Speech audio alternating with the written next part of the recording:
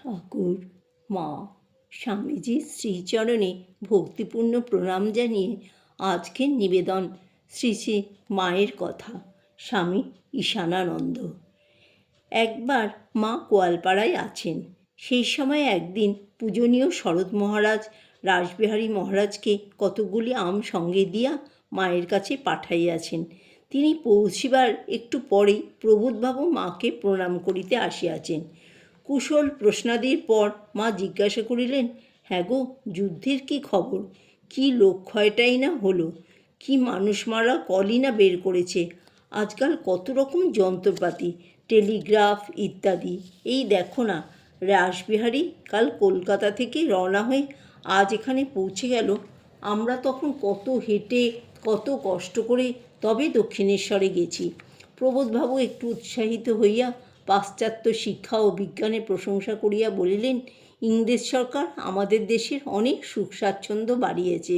মা সব কথায় সায় দিতে দিতে শেষে বলিলেন, কিন্তু বাবা, ওই সব সুবিধা হলেও আমাদের দেশে অন্নবস্ত্রের অভাব বড় বেড়েছে। আগে এত অন্নকষ্ট ছিল না। কলিকাতা যাইবার পথে মা গোয়ালপাড়া আশ্রমে ঠাকুর প্রতিষ্ঠা করিলেন। নিজ হাতে ঠাকুরের ও নিজের ফটো দুইখানি বসাইয়া বিশেষ পূজা করিলেন এবং কিশোর দাদাকে দিয়া হোম ও অন্যান্য ক্রিয়া করাইলেন।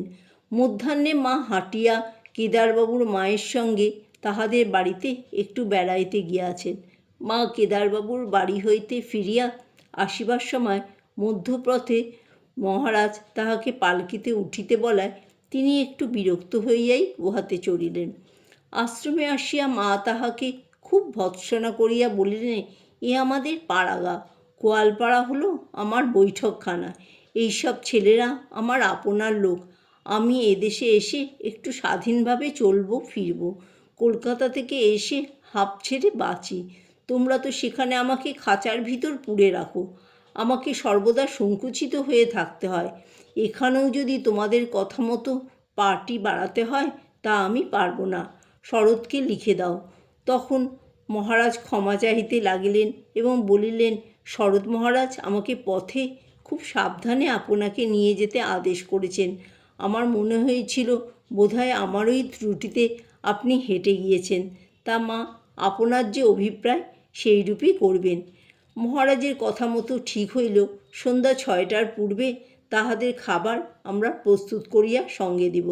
কিন্তু অনেক চেষ্টা করিয়াও আমরা সময় মতো সব শেষ করিতে পারিতেছি না দেখিয়া তিনি রাগ করিতে লাগিলেন। রাজেন দাদা বলিলেন, বেশ, আপনার সময় মতো এদের নিয়ে আপনি রওনা হন। আমরা খাবার তৈরি করে যতদূর হোক মাথায় করে আপনাদের পৌঁছে দিয়ে আসব। মা এই সকল শুনিতে পাইয়া মহারাজকে বলিলেন, তুমি মাথা গরম করে এত রাগারাগি করছো কেন? সকল কথা শুনে এ আমাদের পাড়াগা, কলকাতার মতো এখানে কী সব ঘড়ির কাঁটাটিতে হয়ে ওঠে দেখছো? সকাল থেকে ছেলেরা কী খাটাই খাটছে।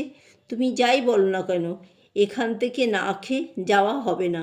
শেষে রাত্রি 8টা আন্দাজ আহারাদি করিয়া 8খানি গরুর গাড়িতে সকলে বিষ্ণুপুর অভিমুখে যাত্রা করিলেন। মা রামেশ্বর তীর্থ হইতেই কলিকাতায় ফিরিয়াছেন।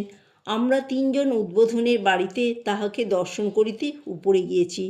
আমরা প্রণাম করিয়া বসিলে গোয়ালপাড়া আশ্রমের ও জয়রামবাটির সকলের কুশল জিজ্ঞাসার পর মা কেদারবাবুকে বলিলেন, তুমি আসবে শুনে তোমাদের আশ্রমের জন্য 2খানি রামেশ্বরের ফটো রেখেছি।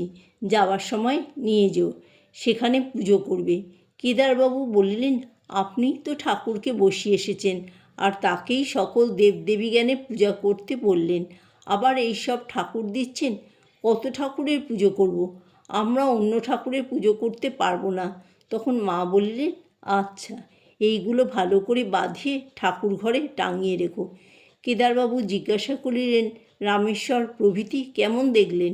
মা বলিলেন, বাবা, যেমনটি রেখে এসেছিলাম ঠিক তেমনটিই আছেন।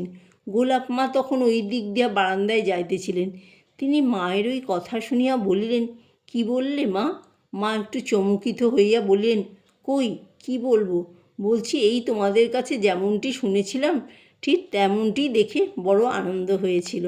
তখন গোলাপ মা বললেন, না মা, আমি সব শুনেছি। এখন আর কথা ফেরালে কি হবে? কেমন গো কেদার? এই কথা বলিতে বলিতে তিনি সেখান হইতে চলিয়া গেলেন ও যোগের মা প্রভৃতিকে সব বলিতে লাগিলেন। মা বলিলেন, আহা, শশী আমাকে সোনার 108টি বেলপাতা দিয়ে রামেশ্বরের পূজা করালে।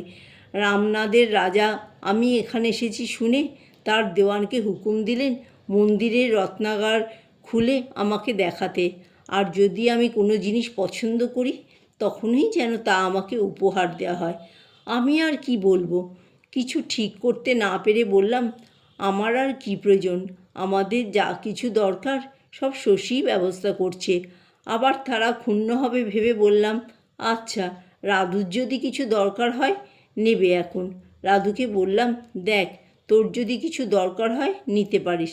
তারপর যখন হীরা জহরতের জিনিস সব দেখছি তখন কেবলই আমার বুক দূর করছে। ঠাকুরের কাছে আকুল হয়ে প্রার্থনা করছি, ঠাকুর, রাধুর যেন কোনো বাসনা না জাগে। তা রাধু বললে, এই আবার কী নেব? ওসব আমার চাই না। আমার লেখবার পেন্সিলটা হারিয়ে ফেলেছি, একটা পেন্সিল কিনে দাও। আমি এই কথা শুনে হাঁপ ছেড়ে বাইরে এসে রাস্তার দোকান থেকে 2 পয়সার একটা পেন্সিল কিনে দিলাম। এই সকল কথাবার্তার পর মা ঠাকুরকে ভোগ দিতে উঠিয়া গেলেন। আমরাও নিচে নামিয়া আসিলাম। জয় মা শারদা।